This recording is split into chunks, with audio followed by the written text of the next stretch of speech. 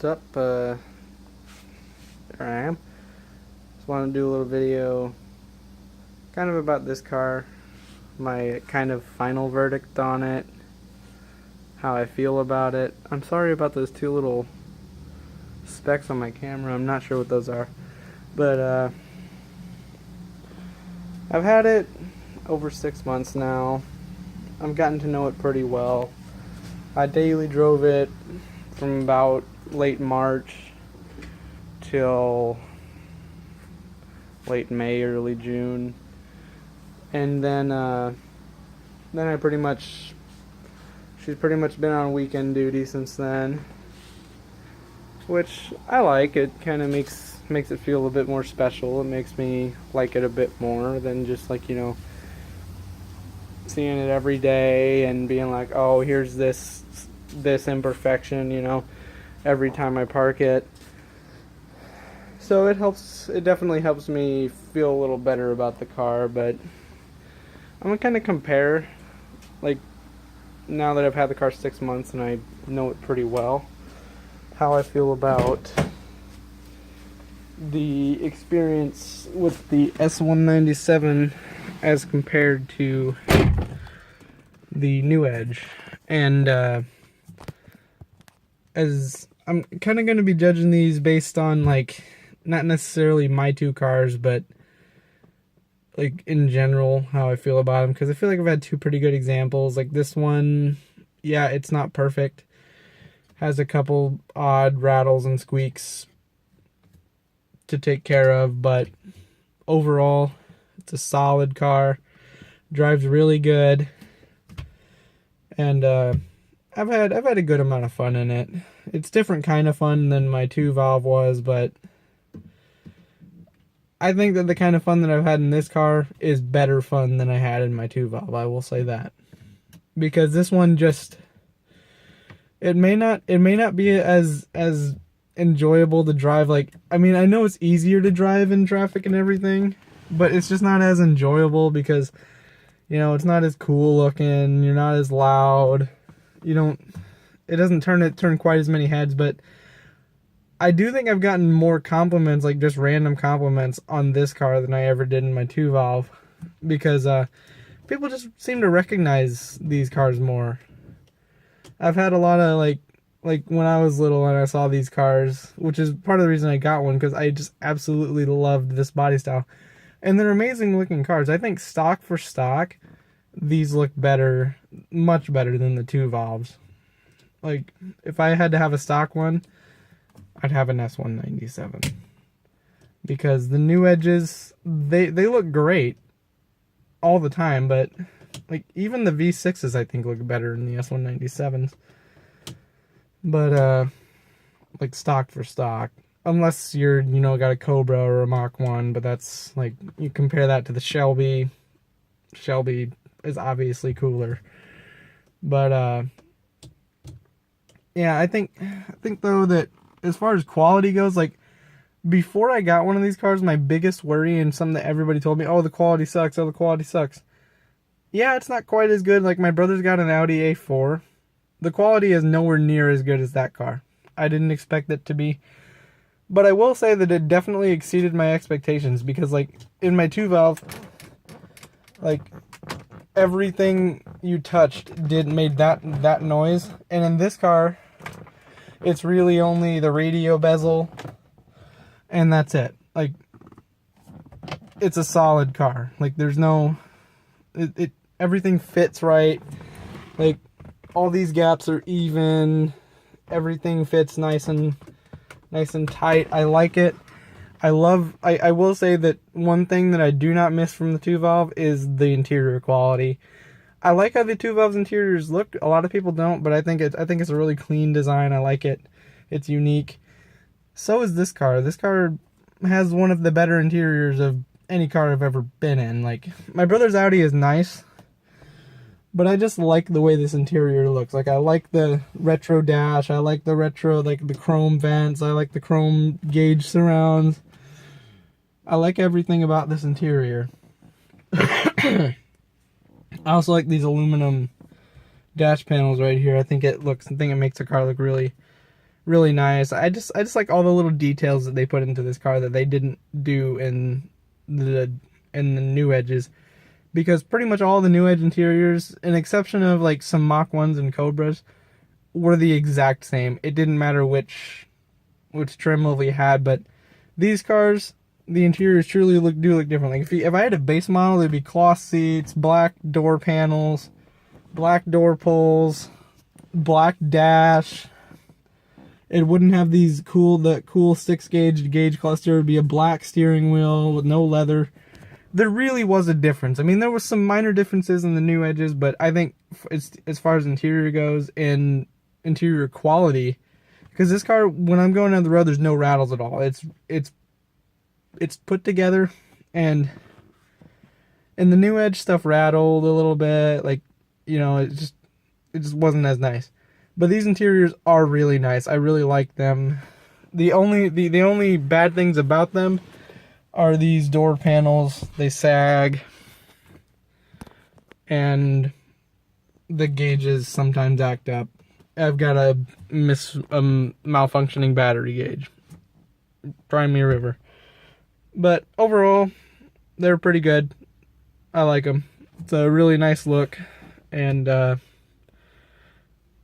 point to the 3-valve on interior quality and overall comfort. It's great.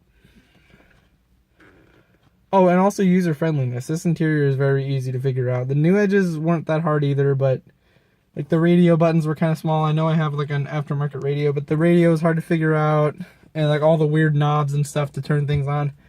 These are just a lot easier. And then that goes into the whole daily driver section of my comparison, and that is I would rather daily drive one of these, granted that I had an automatic, because the one thing that truly annoys me about this car is the clutch. It's not hard to operate, but it's hydraulic, and you lose the feeling that you got with the mechanical setup and the new edges. And I mean, sometimes I never stall it, but sometimes I jerk a little bit when I'm getting off. It's mostly after I've driven my Ranger, which is behind me, and can't see it. Mostly after I've been driving my Ranger for an extended period of time, I do that. But usually I only do it a few times, and then I'm pretty much good for the rest of the time I drive this car, which might be a day or two, a weekend. But it's not a huge deal. But if I was going to daily drive one of these, I'd kind of want an automatic, to be honest. That clutch would get very old, bucking and jerking all the time, because it happens every time I drive the car. Regardless of whether or not I just got out of it or not, it'll happen at least once every drive I take. And the second gear transition's a little tricky too. I almost never get that very good. And I've been driving this thing for 6 months. So, you know, I hope it's not just me. I've driven 3-valves before this car, and I did fine. I don't know what it maybe this car has some sort of aftermarket clutch. Maybe the clutch is crap. I don't know. But the clutch feels good to me. It feels like my fault. But I mean, but as far as like looks go, there's two sides to this. Like I said, I think stock for stock, these cars look incredibly nice. I think they do look better than the 2-valves. Well-spec'd 2-valve versus well-spec'd 3-valve. 3-valve looks better. They just look nicer. And quality wise, like rust on these cars, I don't think it's as big of a problem. I mean, it still happens. It happened on my car. I had a little bit on the quarter panel. I took care of it, but I mean, I feel like these cars are just built better, because this car is as old as when I bought my 2-valve, as old that car was. And back then, you still saw a ton of rusty 2-valves and stuff. And you still don't see a lot of rusty S197s. So, I think build quality-wise, these cars are way ahead of the 2-valves. But as far as modding capability, I will say that 2-valve is definitely a better way to go. Because, I mean, these cars are quick from the factory. And with the mods I have on it, which are like the most basic mods you can get, exhaust, intake, and a tune, it's a fun, it's fast. I mean, I think this is genuinely a fast car. Not that fast, but I think it breaks into that category, like graduates up from being quick to being fast. Because it gives Coyotes a run for their money, and if you ask me, a Coyote is a fast car. But it's a fun car. It's not without its faults though. I mean, I've got the transmission separator plate, which rattles on startup and before the car gets warmed up, and I've got one creak, which I think is the brakes, the rear brakes. I've got one squeak, I think, coming from that, and I mean, it's just tiny little things like that. Not the end of the world, but still annoying. I mean, it's a car. It's got like 135,000 miles on it. It's gonna have those little issues. It's not gonna be perfect. Oh, and I've got a rattle from the front suspension, but it's incredibly minor. It's my 2-valve had a worse one, and I drove that car for 2 years. But daily drove it for 2 years. And this car is nowhere near that bad, and I don't drive it as much, so I'm not too worried about it. But it might be something I fix in the future. But, I mean, overall, I would rather daily drive, like, 5-speed. I'd rather daily a 2-valve. I think it's a really easy car to drive. But I would rather, I'd rather road trip one of these. And I haven't gotten the opportunity to really take it on a road trip, but I have taken it, like, out of town a couple times. And I mean, it's really nice. Like, it rides really good on the highway. It's easy to drive. You can just put cruise control on, and there is one thing with cruise control though. It might be because it's an early mechanic, like electric throttle or whatever, but the cruise control, and this never happened on the new Edge, but cruise control, when you have cruise control on, and US 197 guys will know all about this because it didn't happen when I had my 2-valve, but when you have cruise control on, like, it goes fine, like, flat up hills. But when you're going down hills, it shakes, and it's weird. It's probably down to like the electric throttle and the difference. Like, most of the problems most of the issues I have with this car, I've driven a Coyote. They've been fixed in the Coyote, so it's probably just like teething problems. But not a big deal. I mean, I guess I'm still looking to sell it. But at this point, it really wouldn't be because I miss my old car. It would more or less be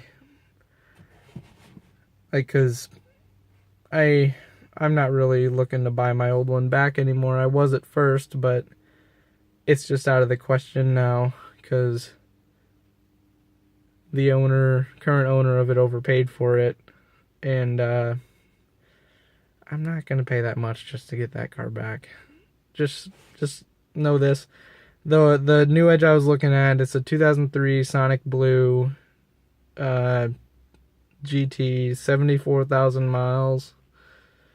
It's got full Cobra body kit, full Cobra interior, T56 Viper spec, Vortec V3, all supporting mods, bolt-ons, long tubes, brand new suspension, brand new drilled and slotted brake rotors, all that. Pretty much a brand new car. And it wants $9,000 for that. And I would have to pay more than that to get my old car back. So I it's just not worth it to me. I mean, I miss it like crazy.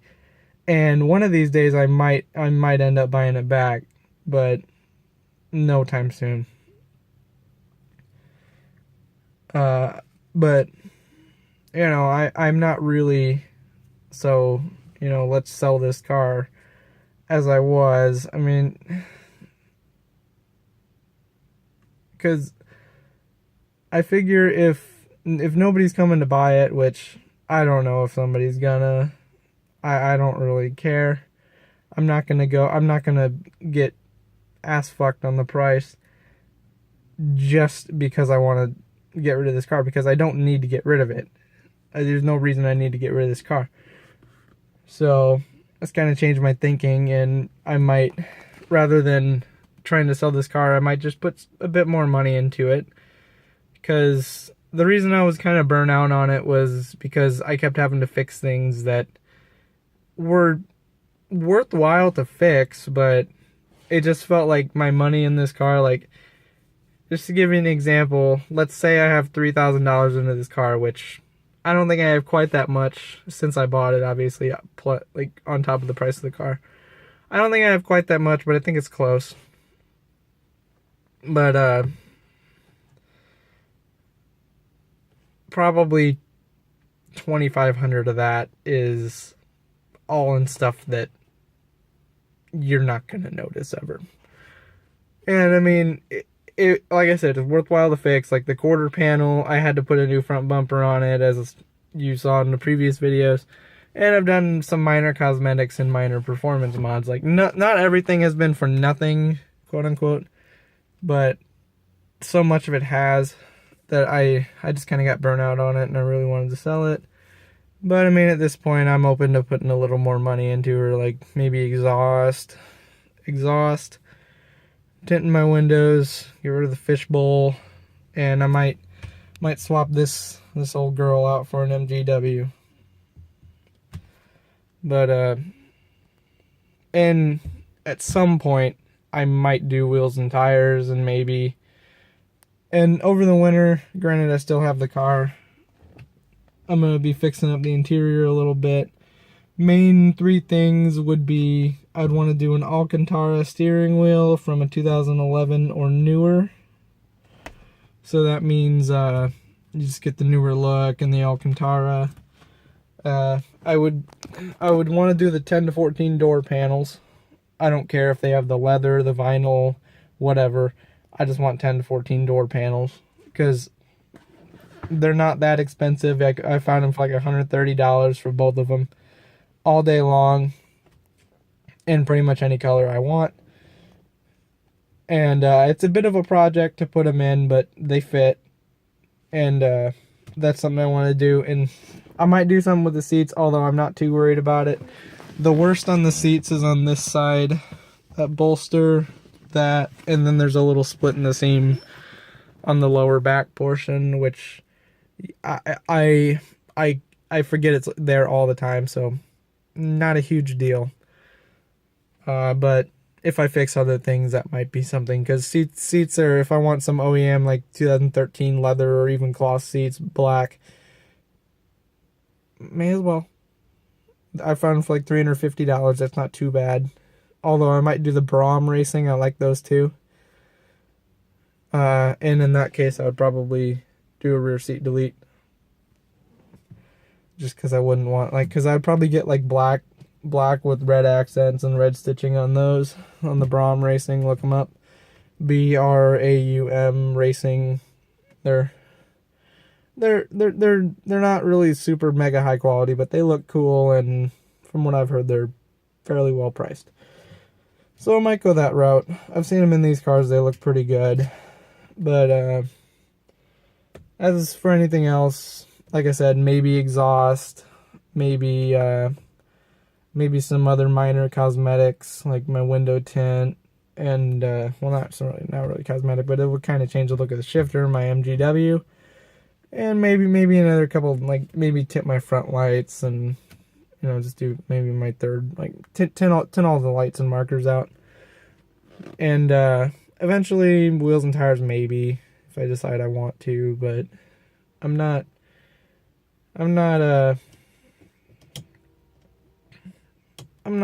opposed to other things too. Like if there's something else I find that I want to do, then I guess I'll have to do it. Like, I might do a GT 500 wing. That's not out of the question.